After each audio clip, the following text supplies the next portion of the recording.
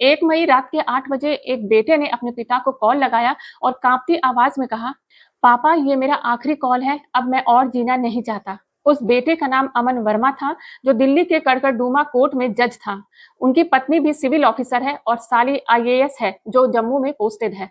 Phone पर जब अपने बेटे के मुंह से पिता ने ये सुना तो वे सन्न रह गए। तुरंत अलवर से रात के 10 बजे तक दिल्ली पहुंच गए, ये सोचते हुए कि वे वहां जाके अपने बेटे को संभाल लेंगे। जब वे अपने बेटे के घर पहुंचे तो उनकी बहू उनके बेटे पर किसी बात को लेकर चिल्ला रही थी, और जब वो अपने ससुर को देखी तो और चिल्लाते हुए कहने लगी कि आप यहाँ से चले जाएं वरना मैं पुलिस को बुला लूंगी। पिता ने बहू के माता पिता और रिश्तेदारों को कॉल करने की कोशिश की, लेकिन किसी ने भी उनकी हेल्प नहीं की।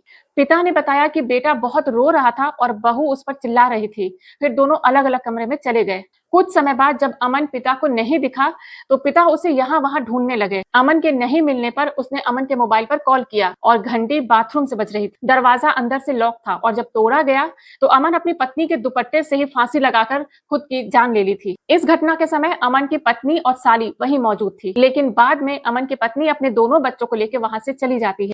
यहाँ तक कि अमन के अंतिम संस्कार में भी उसके ससुराल से कोई नहीं आया था। रिश्तेदारों का कहना है कि अमन की साली का उनके घर में बहुत इंटरफेरेंस रहता था, जिसकी वजह से अमन की शादीशुदा जिंदगी नर्क बन गई थी और वो ये सब नहीं बर्दाश्त कर पा रहा था, इसलिए उसने अपना जीवन खत्म करने का फैसला कर लिया।